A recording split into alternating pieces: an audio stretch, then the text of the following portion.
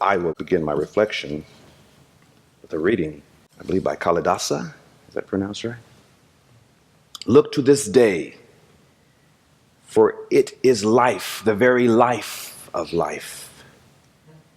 In its brief course, like all the verities and the realities of your existence, the bliss of growth, the glory of action, the splendor of achievement are but experiences of time.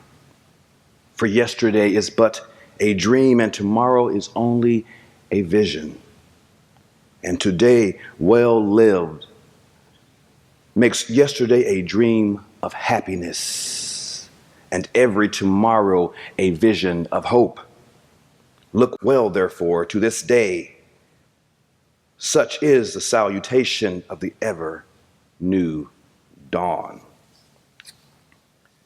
This poem reminds me of the story of a young man that I personally know. We'll just call him Chris. Chris came from a very troubled family. His father was in prison for most of his life for murder. His siblings had many social and behavioral problems of their own. Even one of his siblings, an older brother, was brutally murdered. And in the late 80s, Chris was hooked on crack cocaine. And as a means of support, to support his habit, he stole from, cheated, and deceived whoever he could, including family, friends, and strangers alike, just to get his needed fix. Chris, needless to say, was on a downward spiral, a road to nowhere. At some point, he realized what most everyone else around him knew all along, that if something didn't happen soon, prison or death would be his final destination. For Chris, death was much more plausible. He expected to die young. He often thought about what others would say about him at his funeral. How would he be remembered? What would be the legacy of someone who lived only for a short time, a few short years, and for the majority of those years had in fact burned many bridges and had left a trail of disappointment and destruction? For Chris, it would take great courage to finally break the cycle of addiction. And one day he did. He took the first step and found help. And after going through rehabilitation and joining a local Narcotics Anonymous group, Chris began to rebuild his life with renewed hopes of settling down, starting a family, and having a successful career. But like so many others, Chris had to learn the hard way that life does not always follow our plans, and our dreams do not always come true. You see, a few years into his journey back, Chris was diagnosed with HIV. This was the late 80s, and to be diagnosed with this disease back then was very much a death sentence, and he knew it. Chris knew well the outcome of those who lived and died with AIDS. He had seen it before. He had witnessed friends die very horrible deaths. He knew well the stigma associated with the disease. He remembered how one family in particular had abandoned their only son when he needed them the most, and that young man ended up dying alone. Chris vowed that day that he would keep his illness a secret. So for several years, he carried this burden alone and in isolation, and his disease went untreated. His fear of exposure kept him from finding help, seeking or trusting anyone. He grappled daily with death and dying. He thought of ways in which he could kill himself, take his own life to avoid a much worse off death later. He had given up most of his dreams and hopes and had resigned himself to a miserable existence and a painful, horrifying end. Until one day, Chris happened to catch a documentary on public television covering the subject of HIV and AIDS, after which he learned about some resources that was out there to help people living with this deadly disease. After contacting several of those agencies, Chris realized that there was help and hope for someone in his condition, and that he did not have to spend the rest of his life living in the shadows. He took courage and began to look at his life with great possibility and with a newfound hope. He even thought that perhaps his life could be an example to others of what is possible. He once indicated that he didn't want to be remembered for the one mistake that he made over the many good things that he had done in his life. Even though he didn't know what to expect, he eventually felt empowered to inform his family of his status. He knew that he would need their support if he were to make it. And to his surprise, and after many tears, Chris found the comfort, support, and acceptance and love of his family. You see, today is World AIDS Day. And there are a great many Americans who are unaware of the plight of those living with this disease. Most know very little about the disease, treatments, and its resources. You see, because the disease is no longer front page news, and since it is mostly kept out of sight, it is mostly out of mind as well.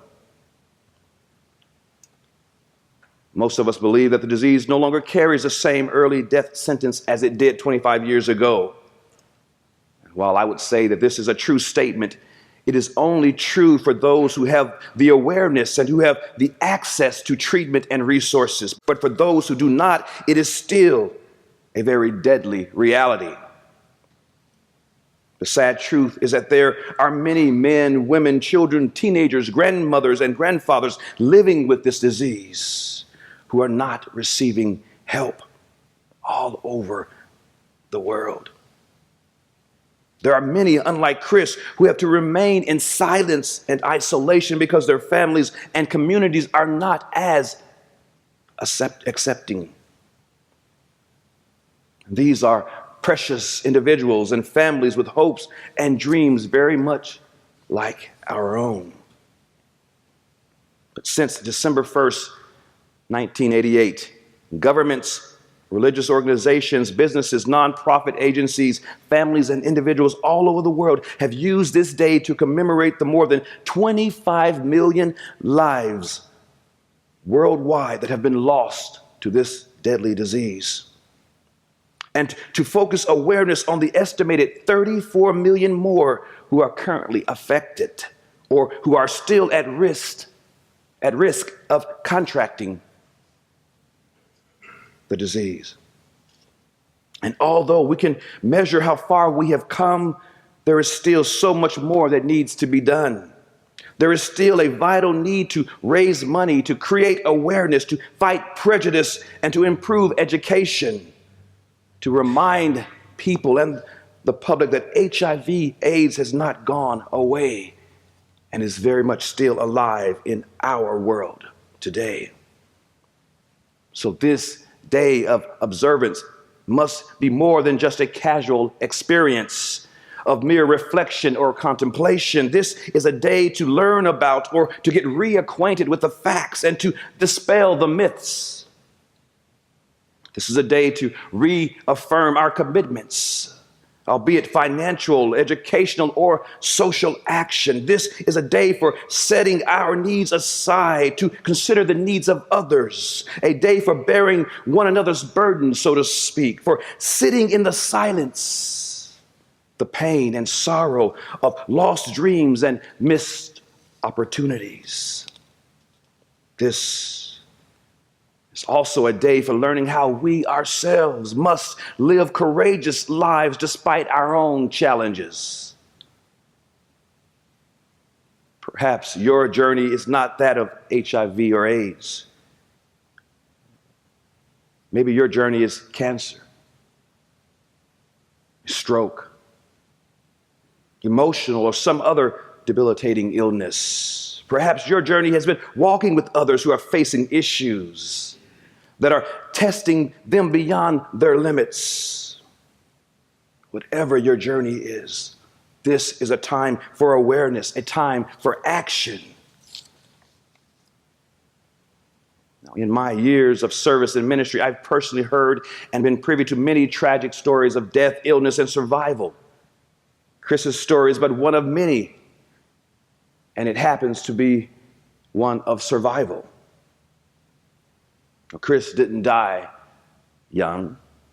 Well, he may still consider himself young, but today he is 52 years old. And if you saw him, you would never know that he has AIDS. Chris is a sign of perfect health. In fact, he is a bodybuilder, and at 52, looks to be in his late 30s. He is the envy of most men, including myself. He is happily married and has the support of his wife and the rest of his family. No, it is not the life that he had originally planned, but it is the life that he has come to embrace. He never had any children of his own, but he now has 2 stepchildren and a slew of nieces and nephews with whom he has close relationships. Chris's life is full of optimism and hope. While he has new dreams for the future, he says that he's really only concerned with today. He is an inspiration to all that know him, and truly an inspiration to me. The reason I know so much about Chris is because he happens to be my brother. He told me that he felt it an honor when I called him to ask his permission to tell his story today.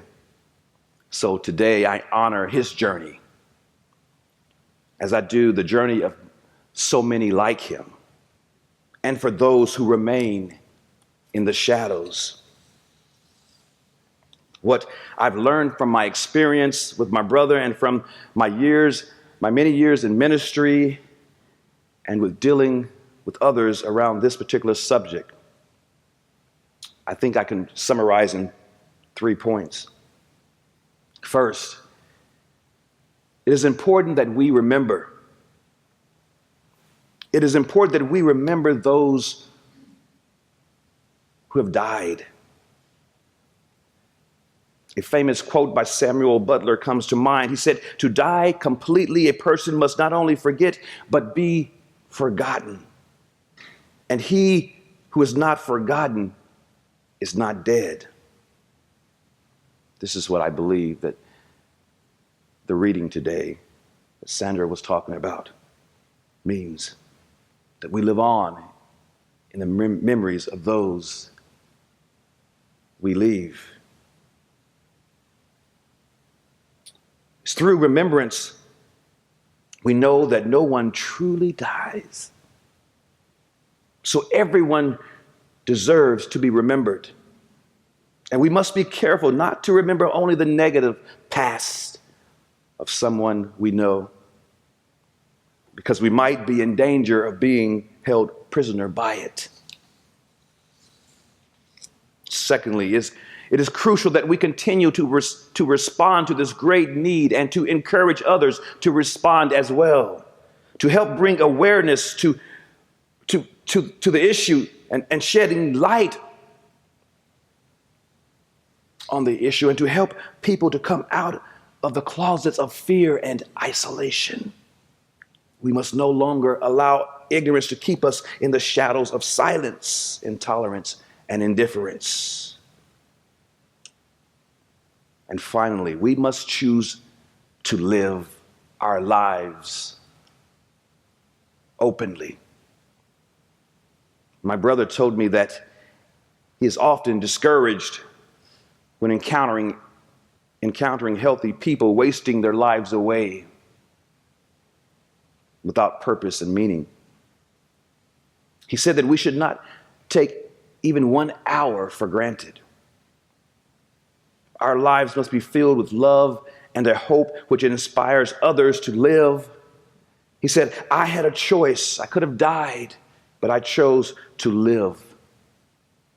And now I live each day as if it was my last. I know some of us live life as if we will never die. This is truly an illusion.